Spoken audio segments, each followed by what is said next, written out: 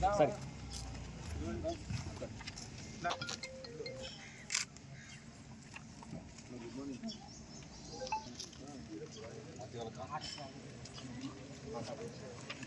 సరే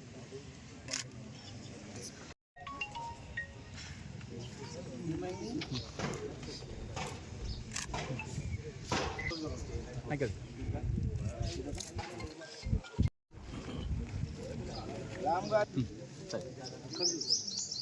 ఇక్కడ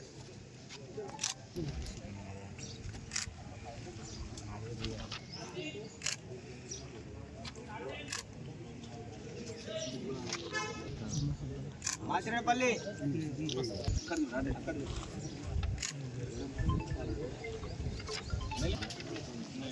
నిజాంపూర్ ఎర్రగొల్ల పద్మ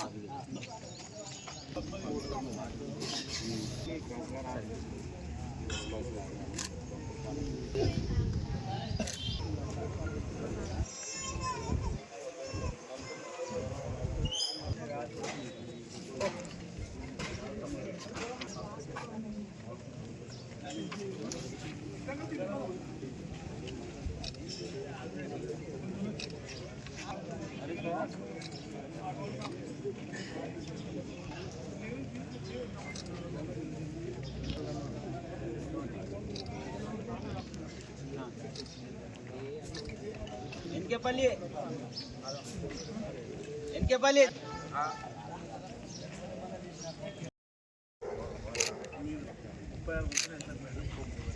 దొడ్ల బాలరాజ్ సార్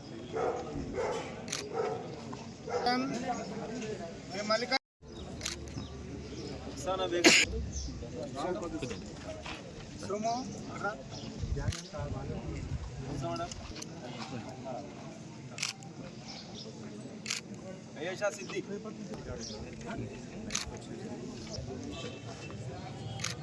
ఫాతిమా బేగం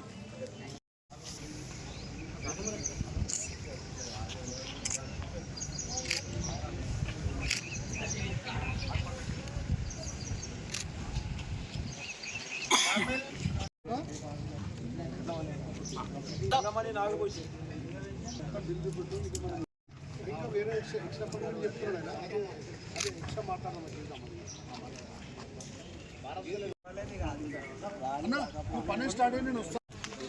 నేడు సదాశివపేట పట్టణ స్థానికంగా ఎమ్మెల్యే గారు అయినటువంటి చింత ప్రభాకర్ అన్న గారి యొక్క క్యాంప్ ఆఫీస్లో సదాశివపేట పట్టణానికి చెందినటువంటి 18 మంది లబ్ధిదారులకు 4,34,500 రూపాయలు సీఎం రిలీఫ్ ఫండ్ చెక్ అందజేయడం జరిగింది. మరి ఇలాంటి ప్రక్రియ గత ప్రభుత్వంలో కూడా మన ప్రియతమ నాయకులు మాజీ ముఖ్యమంత్రి వర్యులు చంద్రశేఖరరావు గారు ప్రవేశపెట్టినటువంటి ఈ యొక్క ముఖ్యమంత్రి సహాయ నిధి కింద అనేక మంది లబ్ధిదారులకు లబ్ధి చెంది వాళ్ళకి ఉపాధి కల్పిస్తున్నటువంటి ఈ యొక్క పథకాన్ని ముందుకు తీసుకెళ్తున్న తరుణంలో ప్రధానంగా మన శాసనసభ్యులైనటువంటి చింతా ప్రభాకర్ గారు స్వయంగా ఈ యొక్క దరఖాస్తులను స్వీకరించి ఎవరైతే ఆసుపత్రి పాలై చికిత్స చేసుకొని ఆర్థికంగా ఇబ్బందికరంగా ఉన్న వారందరికీ కూడా చేయూతనిచ్చేటువంటి భాగంగా మరి ఈరోజు తెలంగాణ రాష్ట్రంలో అత్యధికంగా ఈ యొక్క సీఎం ముఖ్యమంత్రి నిధులను సమకూర్చినటువంటి ఘనత చింతా ప్రభాకర్ గారికి దక్కింది. కాబట్టి ఈ యొక్క అవకాశాన్ని భవిష్యత్తులో కూడా నేరుగా క్యాంప్ ఆఫీస్ కానీ వారికి దరఖాస్తు చేసుకున్నట్లయితే తప్పకుండా ఈ అవకాశాన్ని కల్పిస్తారు. జై తెలంగాణ. చింతా ప్రభాకర్ గారి క్యాంపు కార్యాలయం సదాశివపేట మండలానికి సంబంధించినటువంటి వివిధ గ్రామాలకు సంబంధించి సీఎం రిలీఫ్ ఫండ్ చెక్కులను గౌరవనీయులు ఎమ్మెల్యే గారు అందజేయడం జరిగింది.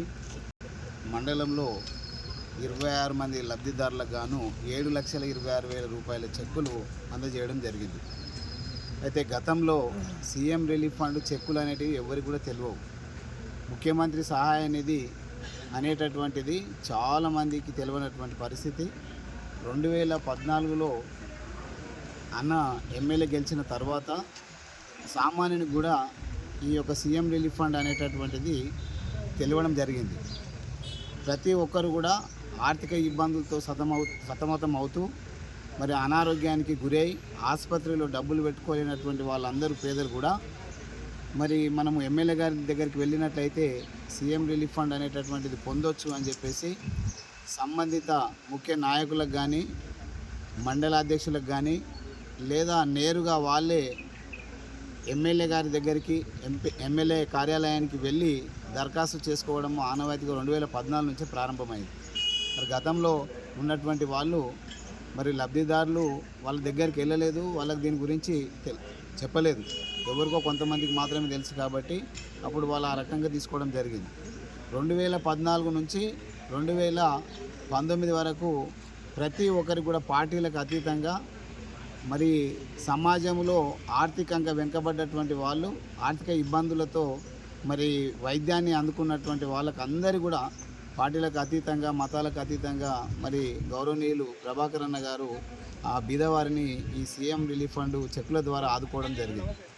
తర్వాత ఒక దఫా అన్న ఓడిపోయినా కూడా మరి ప్రజల్లో ఉంటూ ప్రజల మధ్యలో ఉంటూ వాళ్ళకు సంబంధించినటువంటి ఆ సీఎం రిలీఫ్ ఫండ్ చెక్లకు సంబంధించినటువంటి దరఖాస్తులు స్వీకరించి మరి సీఎం ద్వారా వాటిని ఆదుకోవడం జరిగింది.